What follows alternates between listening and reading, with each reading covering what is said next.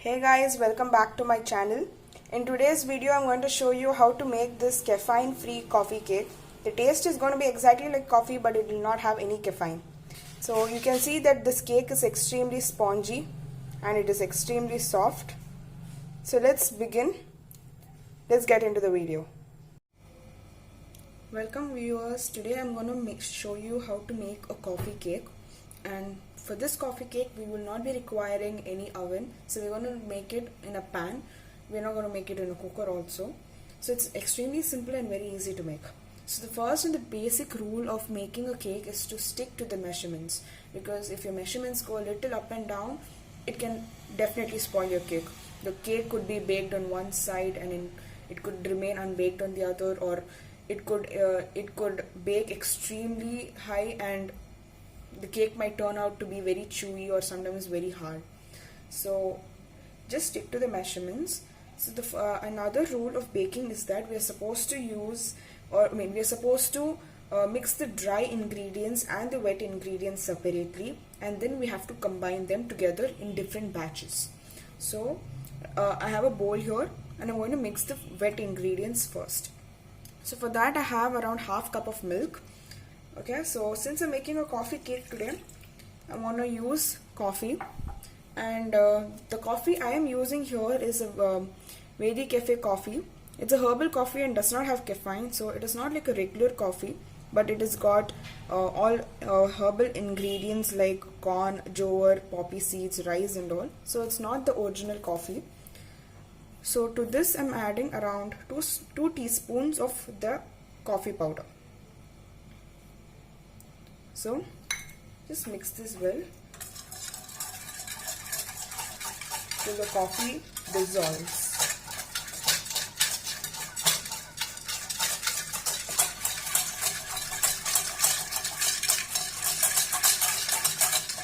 So once the coffee is dissolved well, I'm going to add 1/4 cup of oil.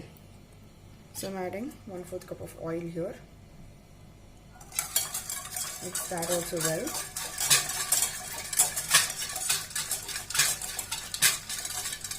And after this I'm going to add 1/4 cup of condensed milk. So here I'll tell you a trick about how to get the condensed milk.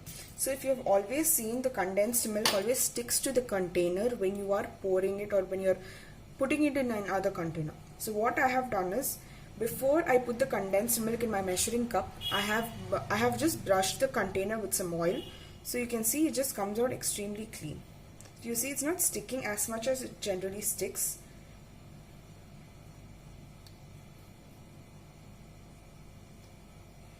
So yeah, see, it's very easily, the condensed milk has come off. So I've added 1/4 cup of condensed milk here. So after this I'm adding half cup of sugar. So the sugar I'm using here is Bura Sugar, or it's also brown sugar, or so this sugar does not go through a lot of chemical processes as much as the white sugar. So I'm adding this also. And let's just mix, and we have to mix till the sugar is completely dissolved.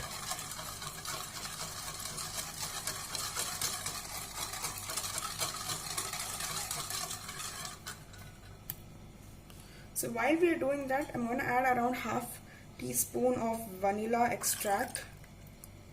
So avoid using vanilla essence, because vanilla essence gives a brown color and a little bit of bitter taste to the cake, which is not recommended.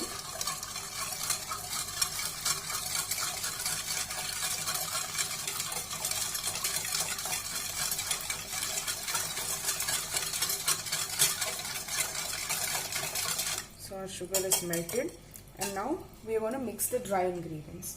So I'm keeping this bowl aside, and I'm getting another bigger bowl.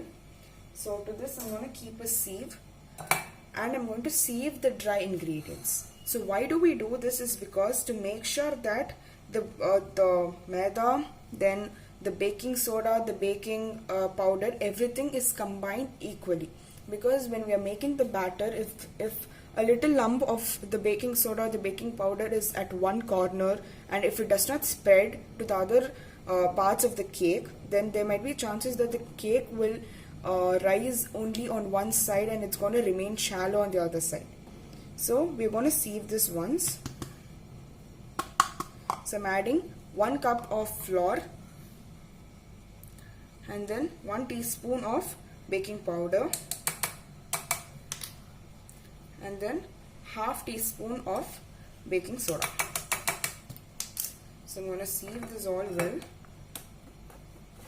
So this also ensures that there's good amount of air trapping inside the flour before we begin mixing the batter.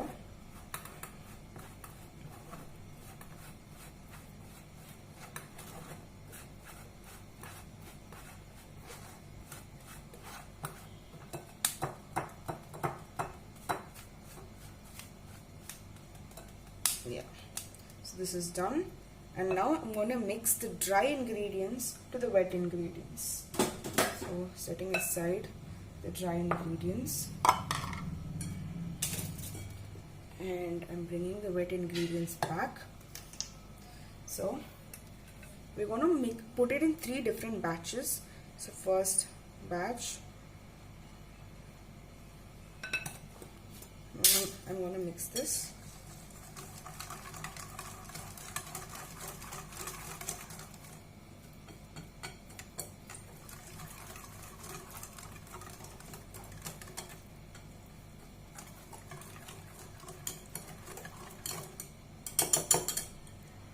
And then I'm going in for the second batch.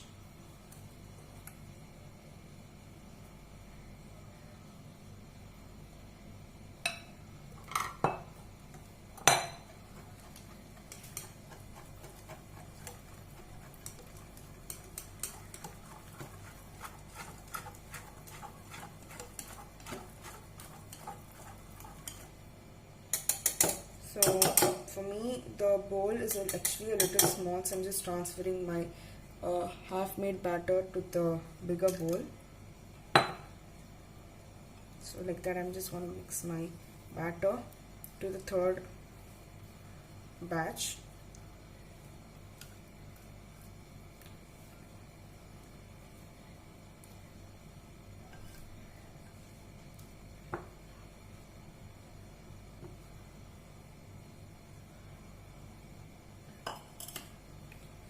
Mix it. So here we're going to mix the dry ingredients really well to the wet ingredients, we're going to use a method called cut and fold method. So this is cut and you fold.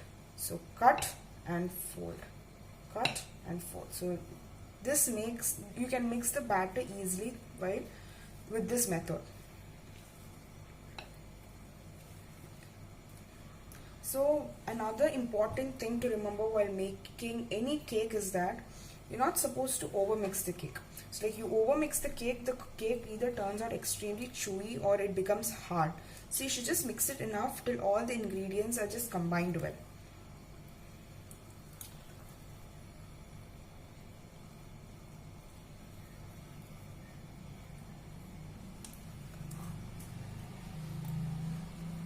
So in this case, you see all the ingredients have combined extremely well, and this is ready to be poured in my cake mold. So for the cake mold here, I have a 7-inch spring foam. So a spring foam is something where the base is detachable. So you can remove the base and make your cake. So the reason why I would recommend this kind of a spring foam is because, or this kind of a cake mold is because when you make cheesecakes or something, it's easier to remove it like this rather than using a normal cake mold. But using a normal cake mold is also completely fine. So I want to teach you about how you can cut an exact round for this, for a round mold. We're gonna line this with a baking sheet here, or this is also called as butter paper or baking sheet. So what you'll have to do first is to fold the paper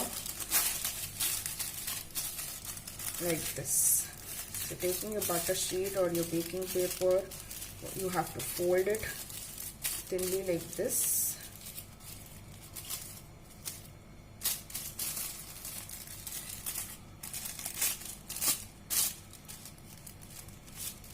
Okay, so just an approximate center. So this should be approximately my center, and I'm going to cut over here. So I'm going to just give a cut over here.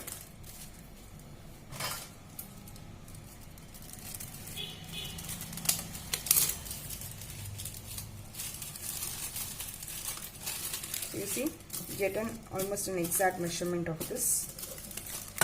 So you want to keep this over here first, and then I'm going to brush this with oil. So you can use butter also, but I'm sticking to oil because in my recipe I have used oil. So just a little bit of oil.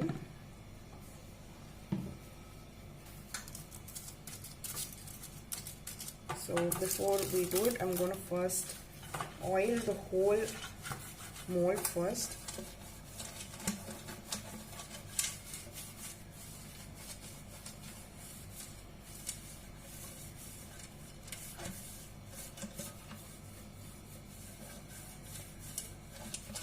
So like, be very generous because your cake is going to come out only depending on the amount of oil you are going to use. But make sure that you don't use a lot of oil also, that the oil starts dripping from the container.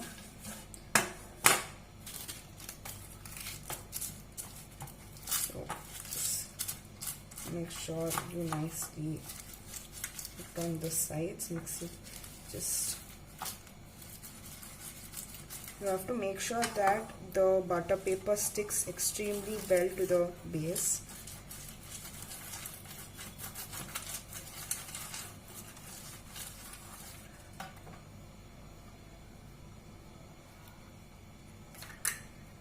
So now I'm going to transfer my cake to this mold.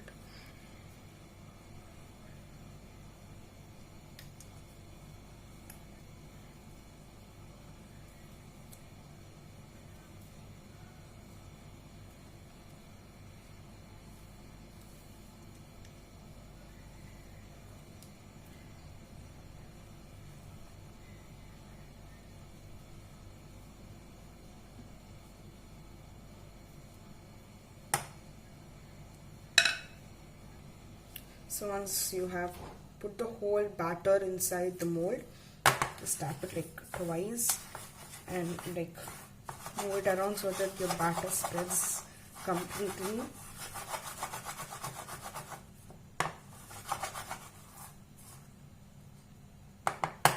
Yeah, so you can also tap it twice so that the batter settles completely and any air bubbles will just get released. So now it's time for baking. So to the baking part now, as I have said that this is a no oven, no cooker cake. So I have a pan over here and I have kept it on a medium to high flame. So between that only you have to keep it, and we are going to preheat the pan right now. So for 10 minutes I'm going to preheat by just closing the lid and just keeping it like that. And after that, after 10 minutes, we're going to keep the cake inside and then we're going to bake it. So it has been like 10 minutes I have kept it and it's actually pretty hot. So while you are touching the pan, make sure that you do not touch it directly because the pan will be extremely hot. That too, we have not added anything inside the pan. So I'm going to place a stand right now. So if you do not have a stand, no issues, you can use a container like this. Just keep it off in the center and place the cake carefully on the top, and then we're going to close the cake. So we're going to keep this for 40 minutes at the same temperature, that is between medium and low flame. So I've just reduced the flame a little bit because I felt that the flame was too hot, and we're going to keep this for 40 minutes. So once 30 minutes is over, just keep checking if there is no problem. I mean, if the cake has baked properly or not. So my cake is baked completely. So to check if your cake has baked completely or not, you can insert a toothpick or a barbecue stick or a knife in the center of the cake. So if your knife comes clean, like 1 minute. Yeah. So see, my knife has come extremely clean. So if your knife comes clean, it means it's completely baked. So why do we put the knife or the toothpick in the center is because the center of the cake is more dense compared to the outside of the cake. The outside of the cake bakes first and then it moves to the center. So center is the part which is more dense and it bakes at the last. So to know if your cake is baked or not, you should keep it in the, you should put your toothpick or your knife in the center. So what I'm going to do now is, so I'm going to let the cake cool in the tin itself for around 20 minutes because the tin is going to be extremely hot, and don't touch it just like that because we have just taken it from the pan, and we're going to cool this for another 20 minutes just in the pan, and after that we're going to run the knife through the edges. So it has been 20 minutes since the cake has been cooling and it's cooled completely. So I'm going to release the cake from the pan. Just insert the knife on the edges of the cake.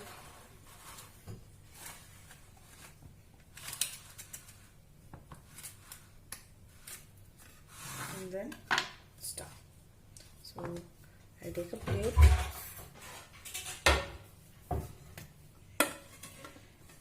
We will immerse it.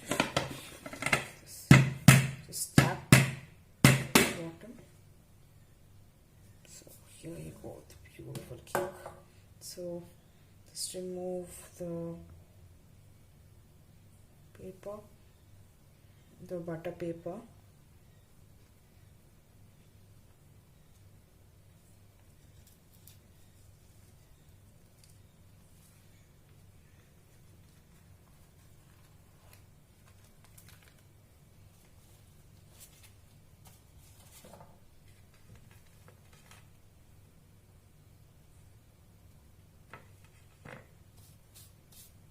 And so a beautiful sponge cake is ready.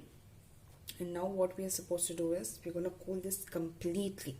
So by cooling, I mean to say that we are not going to put it off in the refrigerator or something, because we want it to cool down very naturally. As I said, the center of the cake is dense.